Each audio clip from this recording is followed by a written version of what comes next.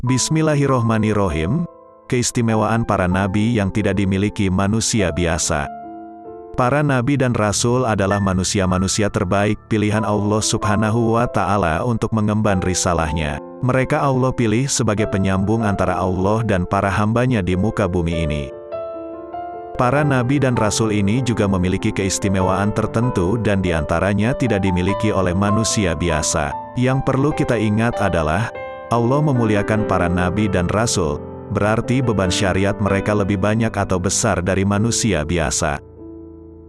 Di antara keistimewaan nabi dan rasul adalah, para nabi dan rasul memiliki fisik yang lebih baik dari manusia biasa. Sebagaimana Nabi Musa yang kuat, Nabi Yusuf memiliki setengah ketampanan, dan secara umum tidak ada nabi dan rasul yang cacat.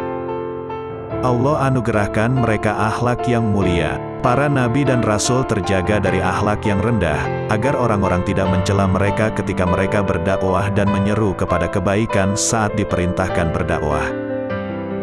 Para nabi dan rasul memiliki nasab atau silsilah keturunan yang baik atau dari anak-anak keluarga yang dipandang di masyarakatnya.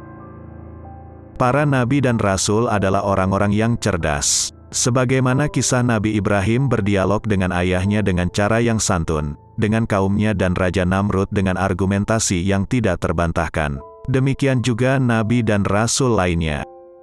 Para nabi dan rasul, kesabaran mereka tidak tertandingi. Nabi Nuh berdakwah selama 950 tahun hanya dengan segelintir pengikut, yang tidak lebih dari 10 orang. Para nabi menerima wahyu. Para nabi dan rasul terjaga dari dosa, apalagi sampai berbuat syirik. Oleh karena itu, tidak benar apa yang dikatakan oleh orang-orang filsafat bahwasanya Nabi Ibrahim sempat mengalami fase pencarian Tuhan.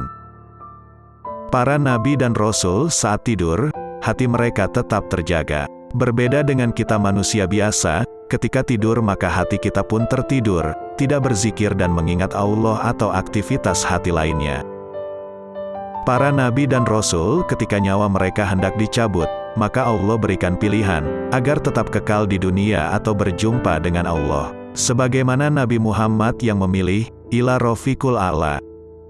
Jasad para nabi tidak hancur di makam-makam mereka. Ketika wafat, harta mereka tidak diwariskan akan tetapi menjadi sedekah. Para nabi dan rasul dimakamkan di tempat mereka wafat. Sebagaimana Nabi Muhammad yang wafat di kamar Ummul Mukminin Aisyah radhiyallahu anha, maka beliau dikubur di kamar sang istri tercinta.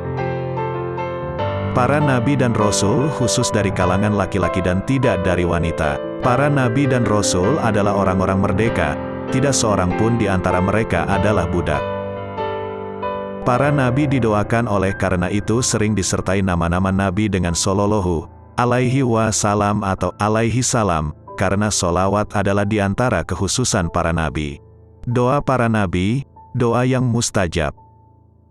Para nabi dan rasul memiliki telaga di akhirat kelak untuk umat-umat mereka. Walaupun hadis tentang ini diperselisihkan oleh para ulama, apakah selain Nabi Muhammad juga memiliki telaga? Adapun tentang telaga Nabi Muhammad para ulama sepakat sahih. Para nabi dan rasul adalah orang yang tinggal di perkotaan, bukan dari kalangan Badui atau desa. Para nabi tidak mengalami mimpi basah, karena mimpi yang demikian adalah mimpi yang berasal dari setan.